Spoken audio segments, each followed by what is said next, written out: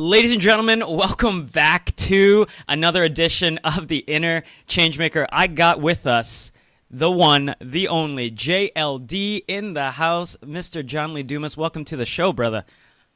Jay, I am fired up to be here, but I'm glad I'm not there meeting with you in Toronto at -17 Celsius. Brr. Yeah. Well, I know we were chatting a bit off record. I know, you grew up in Maine. I think you're gonna come back hopefully for the holidays. You're gonna get a chance to experience that. Oh yeah, I'll be skiing. I'll be in the snow. Yeah, exactly. So before we get into everything, because we got a lot of ground to cover, I gotta ask you the one and only question. John, are you ready to ignite? I am prepared to light this vlog on fire. This is gonna be one of the best interviews, hands down. So totally. John, we're chatting just a bit before this. We have a couple, mutual friends that are in the podcasting world, in the crowdfunding community, and we run this group here in Toronto called Toronto Internet Marketers, and we just celebrated our 1-year anniversary just last night, actually. And Jill and Josh, who you know very, very well, they did like a talk for us. This is a couple months back on momentum marketing, right? On the the 5 different phases that an entrepreneur goes through. And one of the questions that came up to them, they said, is there such thing as like overnight success? It was something along the lines of overnight success. And Josh said, literally, there's no such thing. You got to go through the phases. This is what 99.99% of people got to do. And this is like they're giving like realistic timestamps and all this stuff.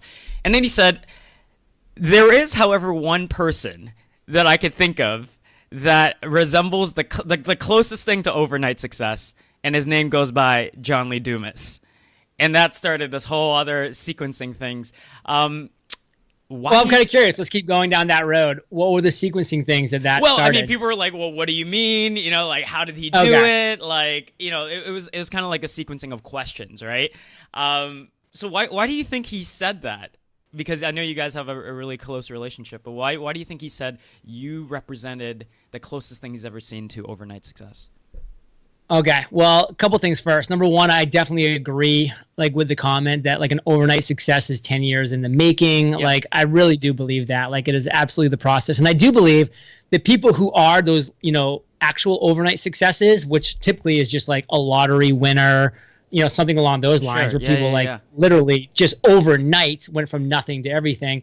They end up losing anyways because they don't know what to do. They didn't go on that necessary journey to get there with the ups and the downs and the learning. So, lotto winners and people along those lines, they end up more broke a year after they win $10 million than when the day before they did, because now they're in debt, up to their eyeballs because they just don't get it. They just don't know. So I'm a big believer in that phrase overall. I will say this. Josh is right. When I launched EOFire,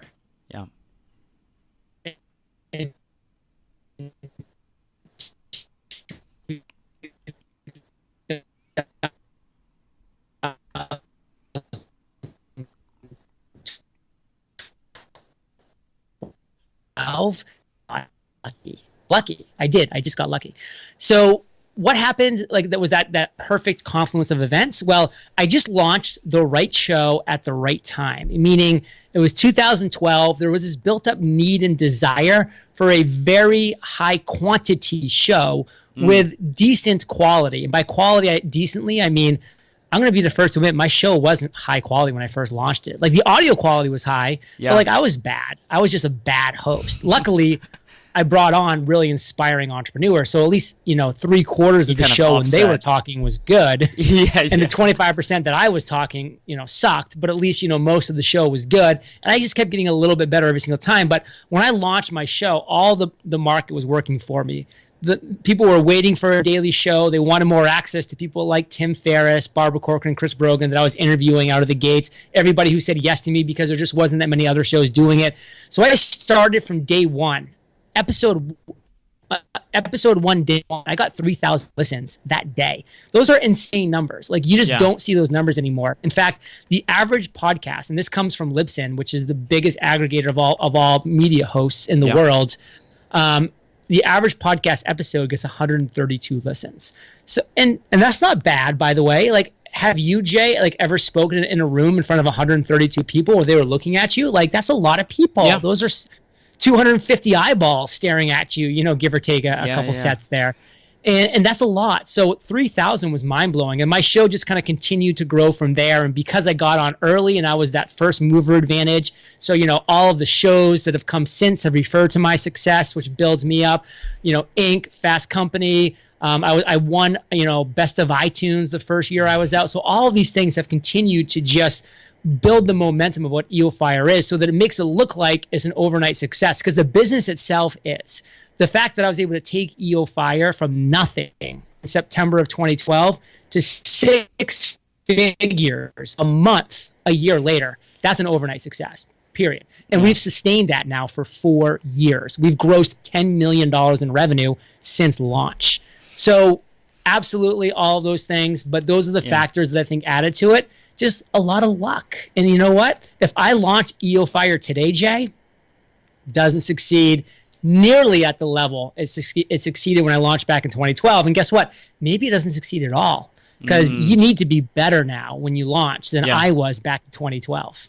And it's insane, right? Because we're just at 2016, 2017. It seems like 2012 wasn't too long ago, but so much has shifted, right, in the marketplace, in our world. And I will say this. I mean, Josh said, you know, there was a lot of questions like, well, what do you mean? Like, you know, to your point in terms of lottery winners and, you know, overnight, like what people think of usually for overnight successes. He said, you worked your ass off. Like, he said, John went to every other conference. Like, he was networking, he was implementing, he was executing, you know, and you're doing a 7-week or seven day show every single week. So it's pretty intense, right? So it obviously, there's so much hard work, you know, that goes into building any, you know, however small or big the empire is.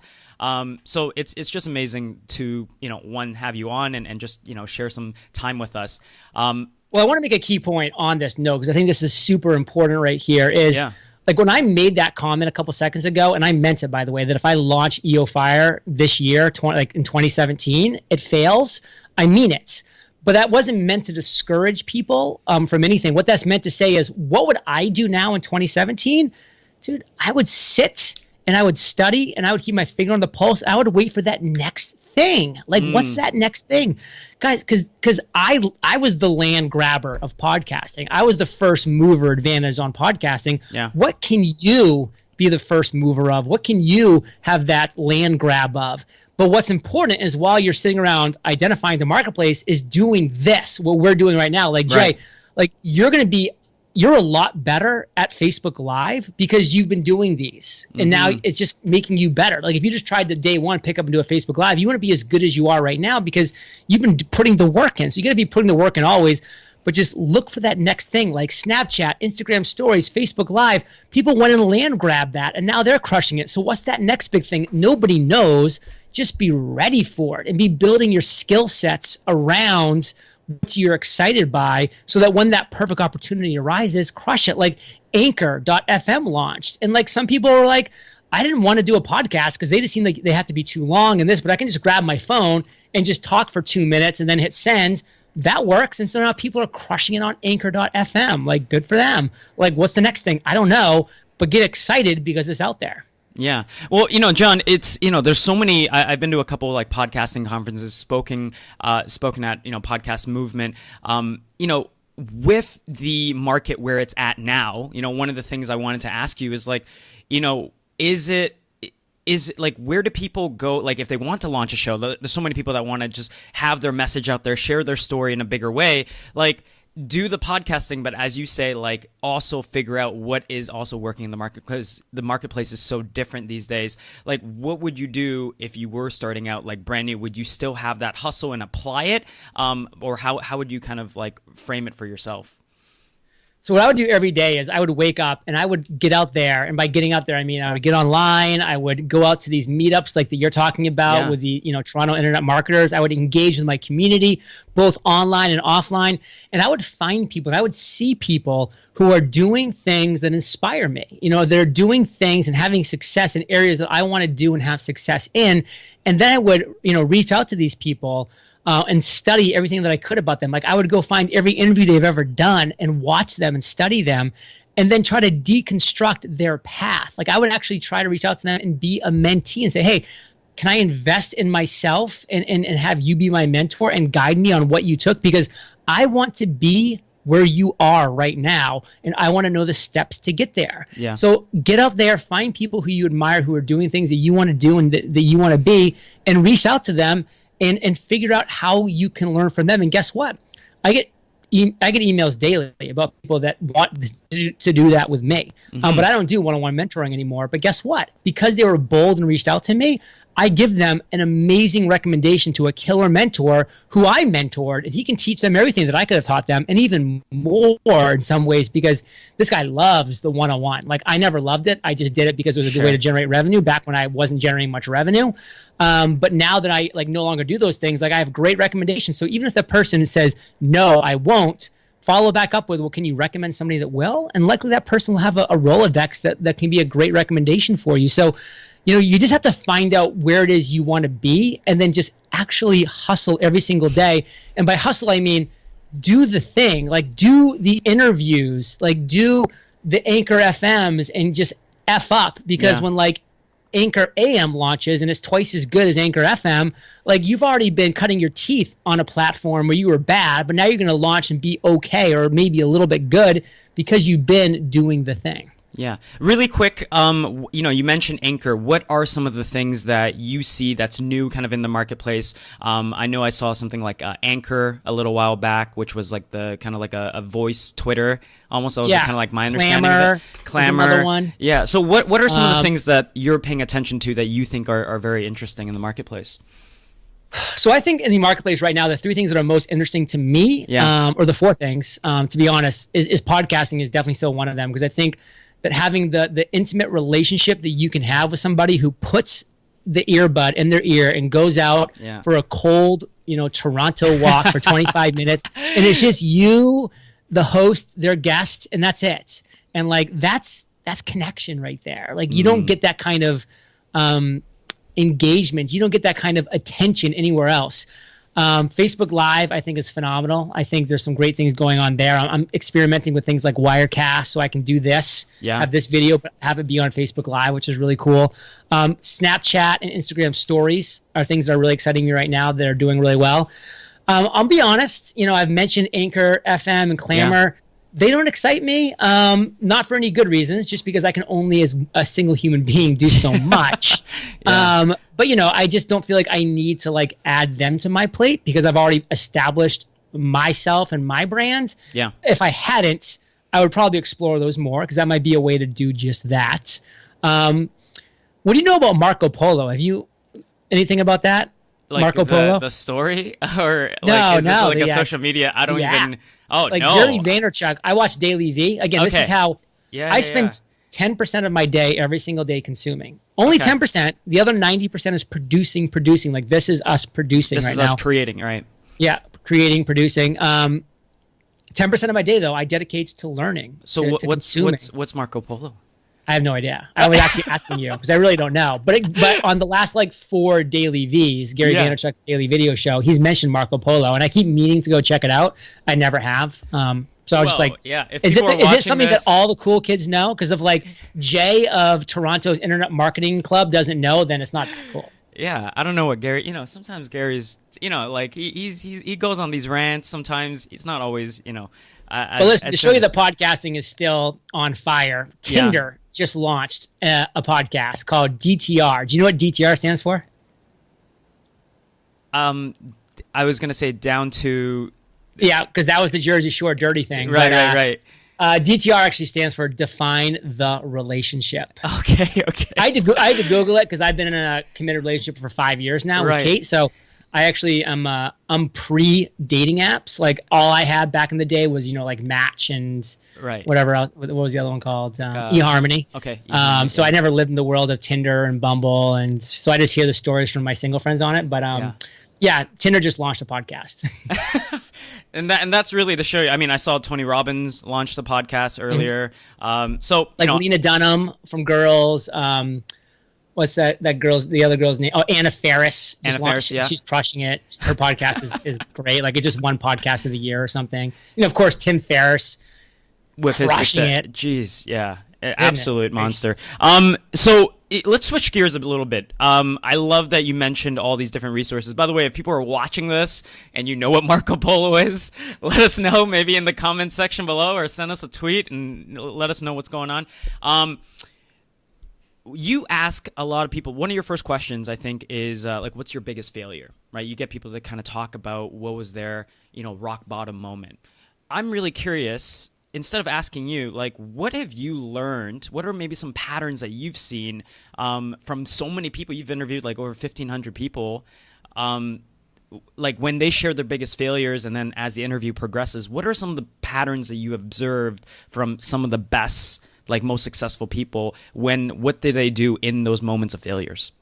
So I've now interviewed over 1,600 successful entrepreneurs to date. So I have a pretty big test case study. Sure. And I realized, about 2 years ago that my guests all had one commonality. They knew how to set and accomplish goals. Period. It was really that simple. They would set a goal and they would accomplish it. And I realized with all of my listeners who were struggling, they were struggling with that very same thing. They just were unable to either set and or accomplish goals. So that's where the idea for the Freedom Journal came. And, that was a massive success. I created this physical, I'll get it right here real quick, this physical faux leather, gold embossed, gold leaf journal. It's just this thing of beauty. I'm so proud of this. And we launched it on Kickstarter back in January of 2016. Yeah. And again, this is a physical product. In the virtual world, people said we're crazy, but that's just how I go. I like to zig when other people are zagging. Yep. And it crushed. We did 453K in 33 days, became the 6th most funded publishing campaign of all time on Kickstarter, and we continued to generate between 25 to 35K a month in sales on the Freedom Journal. So the thing still has legs a year later, which is insane and amazing. I just had to order 30,000 more to ship back over here to the US. And so that's been a lot of fun. But what that gave me the realization of is, okay, my guests, they know how to set and accomplish goals. So I created the tool, the Freedom Journal, which is your guide to accomplish your number one goal in 100 days. Boom, done, rocket.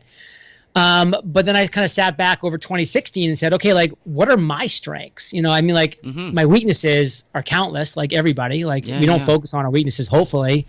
You're focusing on, those few strengths that you have. And I realized that mine were productivity, discipline, and focus. 3 strengths, which, by the way, I did not have when I launched EOFire. I had to learn and acquire those over the past 4 years. But now looking at my business and the multi-million dollars a year that it generates, that's why, because I have those 3 skills.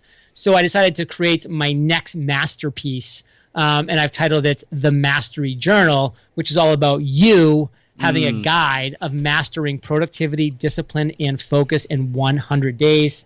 And just like the Freedom Journal, it's we found the template that works. We're not going to change it. It's silver embossed instead of gold embossed. It's got the silver leaf. It's got the book. It's just a beautiful, like, you just want to hold the thing in your hands because it's solid. And by the way, if you have intruders, it helps to beat them back with it because it's pretty substantial. Right. It's not some dinky little moleskin or anything. What's the point with the 100 days?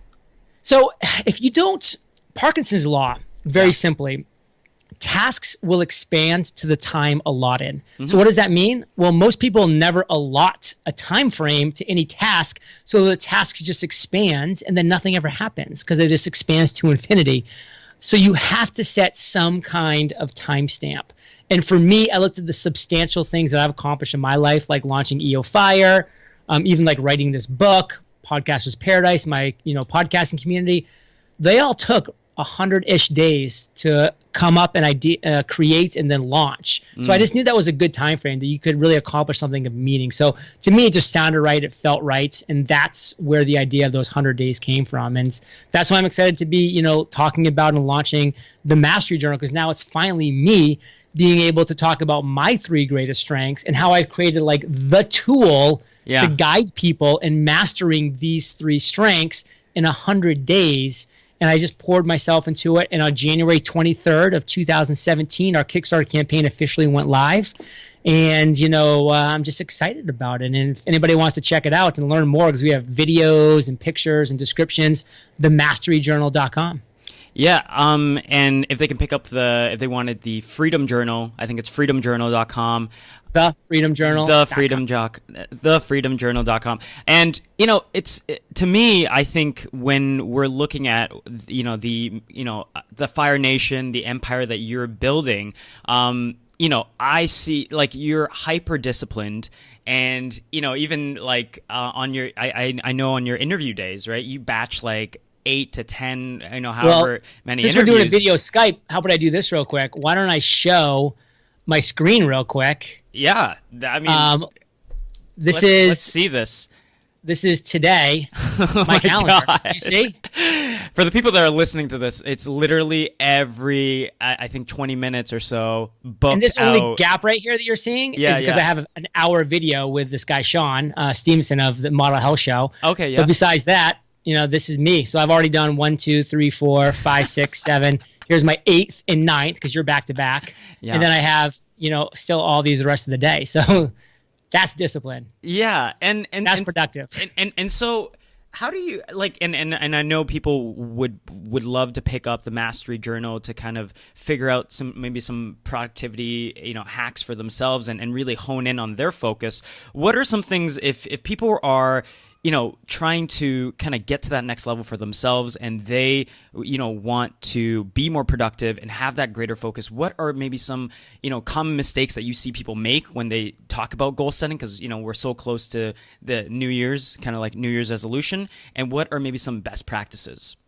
Yeah, well, let's kind of break down maybe these 3 words, productivity, discipline, and focus, and kind of walk through these because these are key. So productivity, like what are you as an individual producing on a day-to-day basis that actually matters to your business? Like, we all produce like Facebook posts and tweets and responses and this and that. Yeah. We all spend, way too much time in our email inbox, producing responses to other people's fires, which, by the way, I've termed OPA, other people's agenda. So many of us spend our entire days on other people's agenda. But even more important than that, when it comes to productivity, Jay, is people spend the best of their day. That the first, like that time period after you wake up, when just like the residue of the world hasn't yet infected your mind because you haven't read the news and the bombings in Aleppo or done this or done that, because that all stays with you all day. It's called a residue. It just stays with you even if you don't know it's there. Right. It's there on some level. Back of your mind somewhere. So you have to produce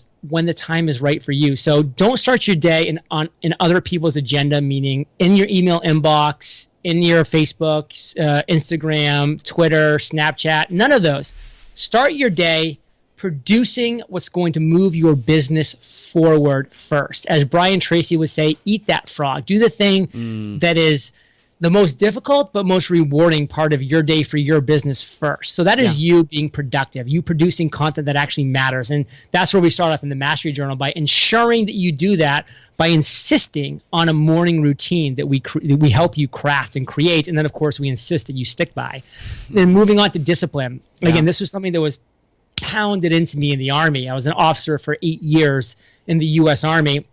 And discipline is something that so many people lack. Now, what does discipline look like? Discipline looks like you not waking up and saying, oh, like what is today what's going to happen today? And not really knowing, because then when you don't really know, what does your brain want to do? Well, we can roll back over for 15 more minutes of sleep. Right. Or your brain, by the way, doesn't like that kind of not knowing and empty and kind of like blank area. So they'll say like, well, quick, jump in your email inbox because that'll give you something to do. And that's where your brain tricks you into getting into other people's agenda. So if you wake up in the morning with a disciplined plan that you have crafted that night before, that step by step, you will execute that plan step by step. And again, I'm not saying that's all you do all day. You're going to get to your inbox. You're going to get to your Facebook down the road, but not during the core, amazing, important time of your day, not during that sacred time. So we have a thing in the Mastery Journal called Win Tomorrow Today. And what that means is the last thing you do every day is you win tomorrow by setting up a disciplined plan that you're going to wake up and you're going to go, you know what? Step one on my plan, I can go right to it. You crush that incredible disciplined plan that you have. Yeah. And then guess what? Then you're done. Now reward yourself. Like now go onto Facebook or see what happened to your favorite sports team or watch Daily V. Like that's how I reward myself. Right. After my disciplined plan is complete for the day, I've already done a ton of important things. I sit back right here and I watch a Daily V and I just like enjoy it because it's funny and it's fun. Yeah. And I have a saying that you will also, if you get the Mastery Journal, because it's just something you'll start doing. I get more stuff done before 9 a.m. than the rest of the world does all day long, period. It's true. I do. Yeah. And you will too if you follow this practice. Now, what does focus mean? Well, it's my favorite word. The acronym is follow one course until success. Focus. Jay, there are so many distractions in this world. The weapons of mass distraction will sink your ship if you let it. So the Mastery Journal puts blinders on and ensures that you are focused and you're not distracted. And I have some great tools for people to make sure that doesn't happen. One of those is called Stay Focused. You can get it for free in Chrome right now. It's a pretty cool tool. You can check it out. So those are just some things about productivity, discipline, and focus that we just hammer home with the Mastery Journal. And guess what? You may think you can do all that on your own. You can't. I can't. Yeah. And those are my three strengths. I need the Mastery Journal, even with those strengths, holding me accountable. And I do that every single day. For sure. And I'll just add on really quick that when you start doing things like this, because John, we both know, high performers, people that are just crushing it in business, when they start doing this, what they're doing is they're creating momentum. Every single morning, every time they wake up from meeting to meeting to interview, and you carry that, right? Just like you said, you carry all the bad stuff, you carry the good stuff as well. So, guys, please, I'm going to pick myself a copy of this, masteryjournal.com. And you should get some for your whole Internet Toronto marketing group, actually. Yeah, that, maybe it's our next giveaway, right? So... Yeah. John, where can people kind of socially stalk you? I got one last question after this, but sure. Where can people? Where's kind of like the hub? I'm John Lee Dumas. Everything on social, but our headquarters is EOFire.com. That's where we have tons of free courses, etc. Yeah. And themasteryjournal.com is where you can learn more about that. Amazing, guys. Make sure, I know it will be just after the holiday season, but I mean, no better time to really get this stuff honed down: productivity, focus, discipline. John. Oh, sorry to break in. I do apologize, but one more thing I got to add. Yeah. The Mastery Journal, what I'm so proud of is that this is going to do some great things, but we've also partnered with Pencils of Promise. So every time we reach a funding goal within the Mastery Journal, just like we did with the Freedom Journal, by the way, I write a check on behalf of the supporters of the Mastery Journal to Pencils of Promise to help fund education in developing countries. Thus far, I've already written 3 $25,000 checks to Pencils of Promise from the Freedom Journal on behalf of the supporters there. So we're doing some amazing things, not just being successful, but moving into significance in this world as well. So I'm really passionate about that being a topic, and that's exactly what's going to happen with the Mastery Journal. So I like to say, give yourself the gift of mastering productivity, discipline, and focus in those 100 days, because guess what? You deserve it. And know that you're also giving the gift of education to those less fortunate. And we got to see Adam Braun speak at an event in San Diego at Thrive a couple months ago. Yeah, and absolutely amazing. Adam's doing some amazing work. So totally, that slipped off. I'm so glad you brought that up. Last question here for you, John. The show's called The Inner Changemaker. What pops in your mind when you hear the word changemaker? So when I hear the word change maker, I think of the word ripple effect that goes along with that. Because if you're making a change, you are changing that individual that you're making the change with. Yeah. But what's really powerful is the ripple effect you're having, because that person you just made a change with is now going to go and inspire somebody else that you never would have gotten to for any number of reasons, because you just never would have come into that world of that person. But now, because of you, the person that you inspired, the life that you changed, they're going to go be inspiring other people. And that third degree of separation, that ripple effect, to me is amazing. You know, John, I think it's so, awesome that you said that, because I think a lot of us that have seen your work, I know that you've created those ripple effects, so I just want to take a second before we kind of close off here and just honor you, and, so appreciative of your work and your journey, and being able to create that ripple effect for the people that follow your show, for the people that use the journals. And so we just want to say thank you, Jay, for being that change maker. Yeah. Thank you. Thanks. So, John, people, make sure to go pick out. I'm going to link everything below: the Mastery Journal, the Freedom Journal, and you got to go listen to this man. He rips it every single day on the podcast. Appreciate you for coming on and spending some time with me, John. Back at you, brother.